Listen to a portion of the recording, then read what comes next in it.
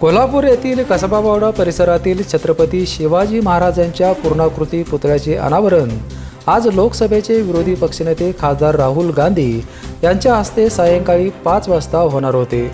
मात्र विमानामध्ये तांत्रिक बिघाड झाल्याने राहुल गांधी आज कोल्हापूरला पोहोचू शकले नाहीत। त्यामुळे आजचा पुतळा अनावरण समारंभ उद्या शनिवारी सकाळी 10 वाजता होणार आहे। पुतळा अनावरण समितीच्या संयोजकांनी आजच्या कार्यक्रमाची जय्यत तयारी केली होती। मात्र खासदार राहुल गांधी यांच्या विमानामध्ये तांत्रिक बिघाड झाल्याने ते आज कोल्हापूरला पोहोचू शकले नाहीत। उद्या सकाळी 10च्या सुमारास हा पुतळा अनावरण समारंभ आणि नियोजित कार्यक्रम होणार असल्याची माहिती आमदार सतेज पाटील यांनी दिली आहे। बीपीएनसाठी कोल्हापूरहून विजय यशपुत्र।